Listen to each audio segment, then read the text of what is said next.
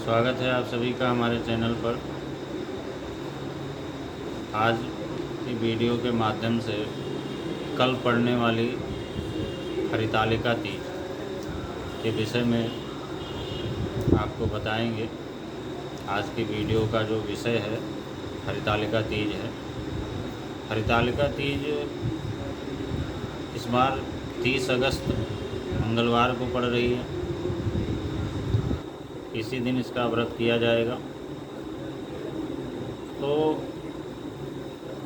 हरितालिका तीज क्यों मनाई जाती है, इस व्रत को रखने से क्या लाभ होता है, किसके लिए निर्धारित है, और हर बार कुछ न कुछ विशेष ऐसा होता है, कोई अच्छा योग संयोग बनता है। तो इस बार क्या योग संयोग बन रहा है और पूजा करने की विधि क्या है, सारी चीज़ें हम आपको बताएंगे। आप अंत तक वीडियो को देखें और उसका लाभ प्राप्त करें।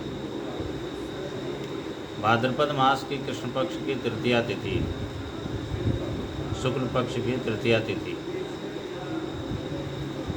जो हरितालिका तीज के नाम से इसको जाना जाता है।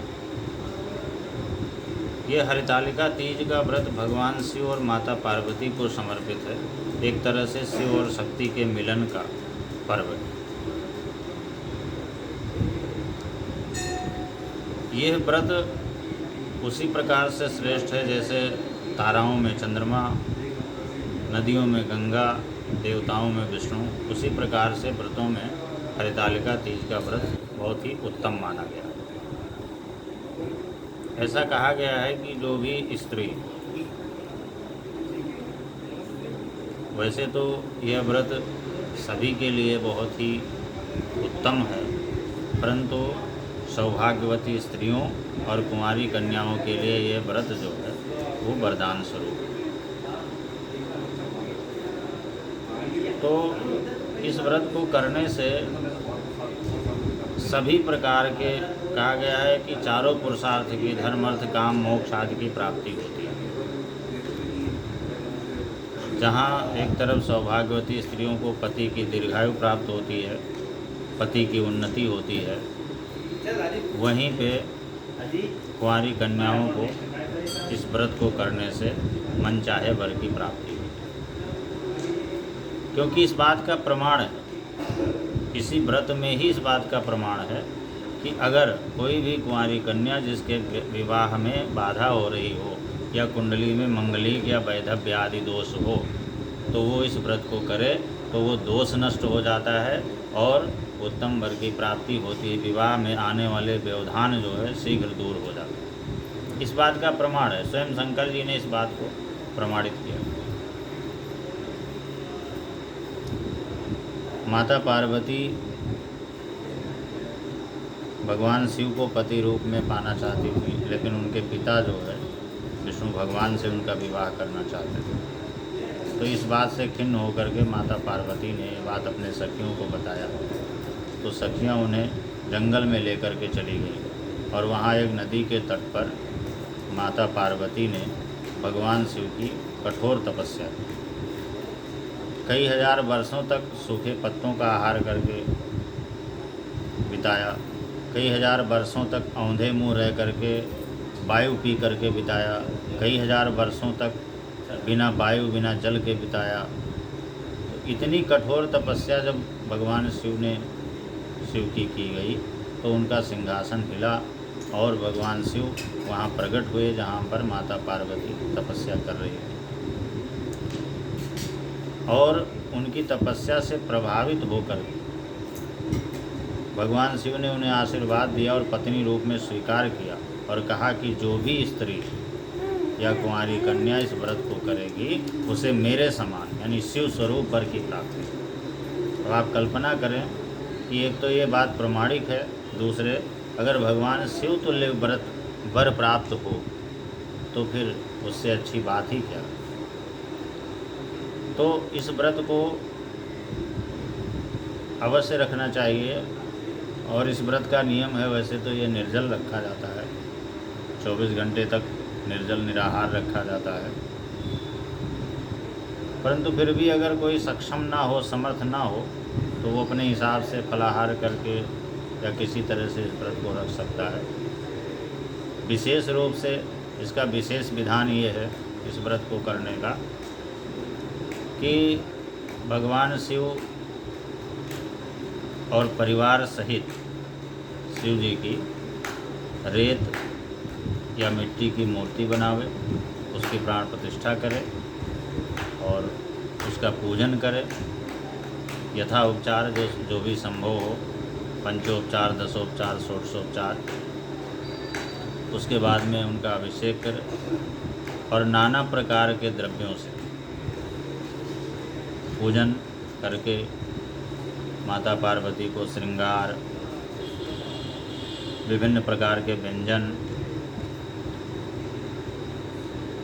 उपलब्ध मौसमी फल, नारियल, मूली, कंदमूल इत्यादि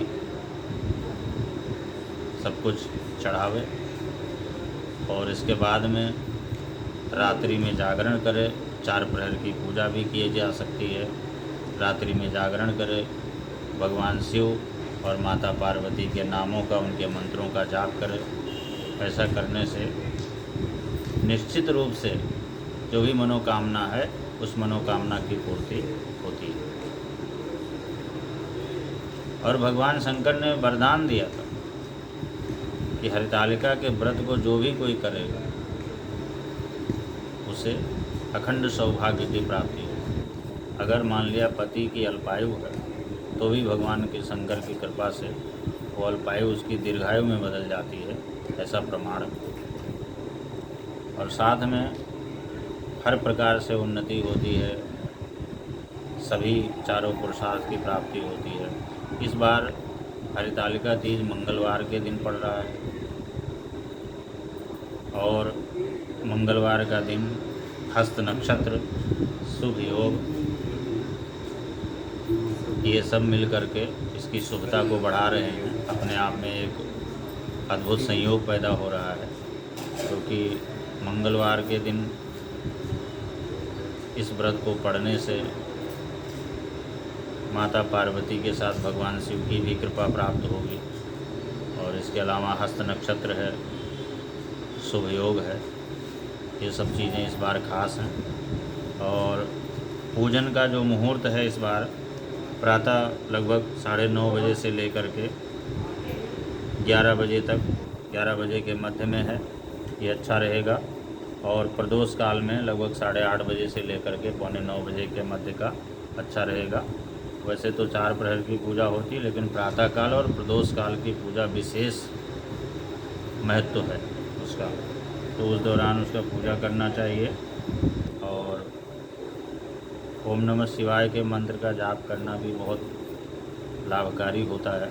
ओम नमः शिवाय के मंत्र का जाप भी किया जा सकता है। 20 अगस्त को पड़ रही है। और इसके अलावा हरितालिका तीज का व्रत रख करके कोशिश करना चाहिए कि इस व्रत को निर्जल ही रखा जाए, क्योंकि वो पौराणिक मान्यता के अनुसार जो स्त्री इस व्रत को रख करके भोजन करती है या जल पीती है तो उसे विपरीत फल प्राप्त होता है, प्रायश्चित लगता है। तो इसलिए अगर संभव हो तो निर्जल व्रत को रखना चाहिए।